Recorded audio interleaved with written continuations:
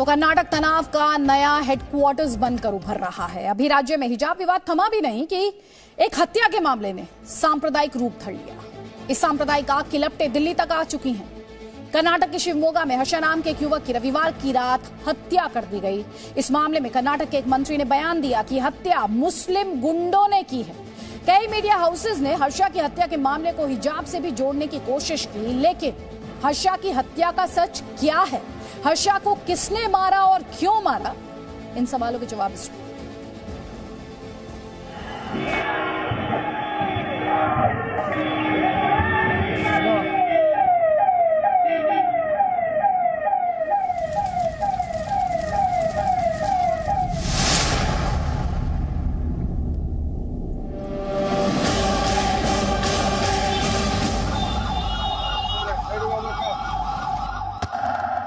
हर्षा को किसने और क्यों मारा?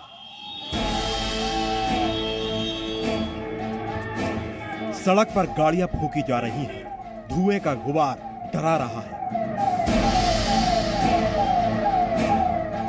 पत्थर फेंके जा रहे हैं। शहर में धारा 144 लागू है।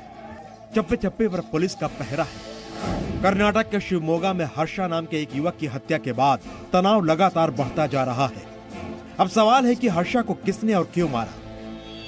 आखिर हर्षा की हत्या पर हिंदू मुसलमान की सियासत क्यों हो रही है?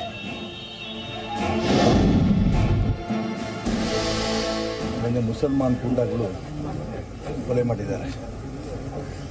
ಶಿವಮೊಗ್ಗದಲ್ಲಿ ಎಂದೂ ಕೂಡ ಈ ಮುಸಲ್ಮಾನರ ಬಾಲ ಬಿಚ್ಚಿರಲಿಲ್ಲ. ಆದರೆ ಮೊನ್ನೆ ನಾನು ಇಷ್ಟು ಮಾತ್ರ ಹೇಳಬಲ್ಲೆ, ಈ ರೀತಿಗೆ केएस ईश्वरप्पा कर्नाटक के पंचायत एवं ग्रामीण विकास मंत्री हैं। उन्होंने मुसलमान गुंडों शब्द का इस्तेमाल किया और दावा किया कि हर्षा की हत्या मुसलमान गुंडों ने की। आखिर इस दावे का आधार क्या है? क्योंकि ये बयान किसी छुटभइये नेता का नहीं बल्कि सरकार के मंत्री का है।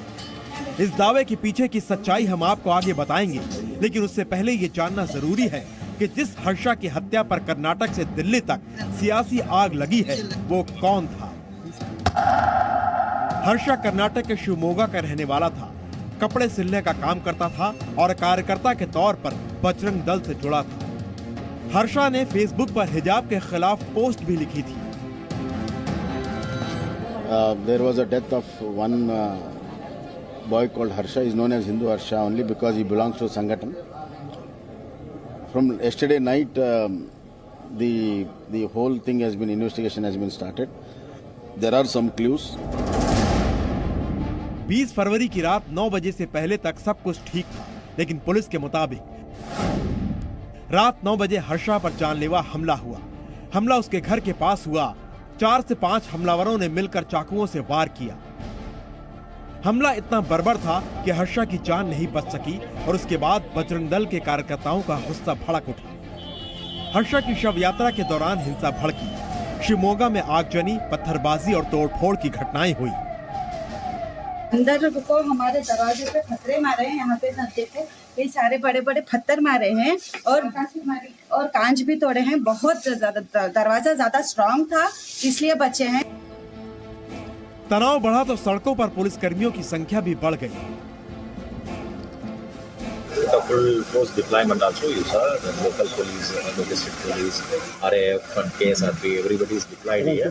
So we are taking utmost care to maintain the law and order.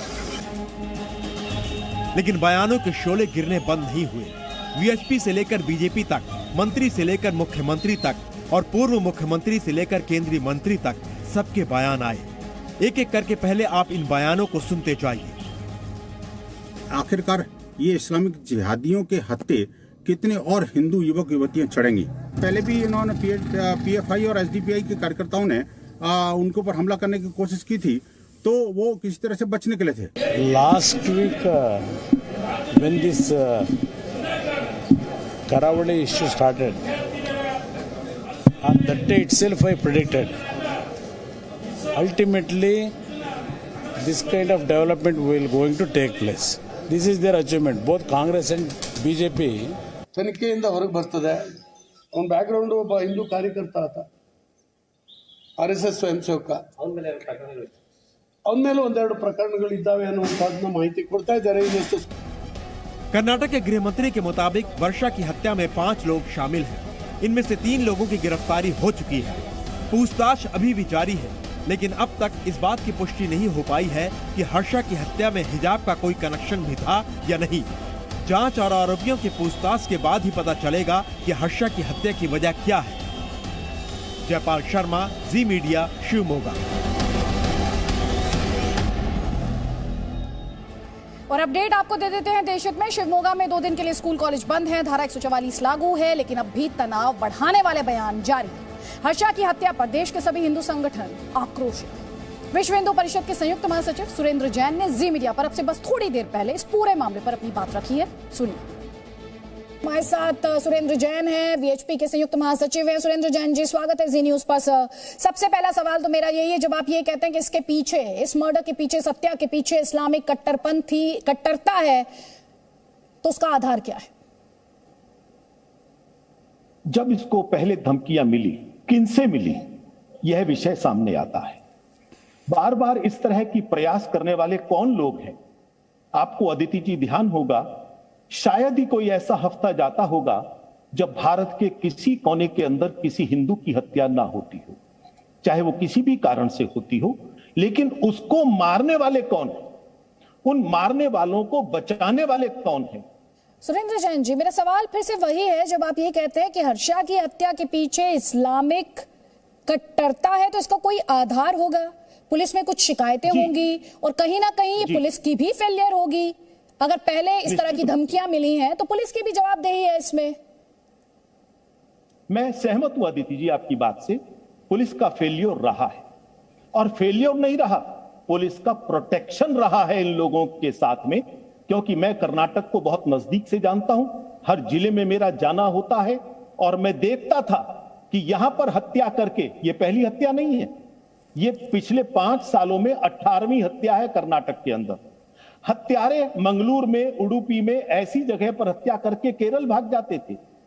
पकड़ में आते थे कभी तो केवल दिखावे के लिए छोटे मोटे केस बना देना, 5-6 महीने में जमानत पर छूट जाना, ये पिछले 10 सालों से लगातार चल रहा है। प्रशासन की मानसिकता बदलने में समय लगता है, लेकिन मेरा ये निवेदन है आपके माध्यम से, ये किसी के लिए भी फलदायक इस प्रकार की चीजें नहीं हुआ करती। आखिर क्यों हिंदुओं को बार बार धमकी देने की कोशिश की जाती है? हमारे 15 करोड़ युवक सड़क पर उतर जाएंगे तो देख लेना क्या होगा। Presenting B News app, available on Google Play and App Store. Download it now.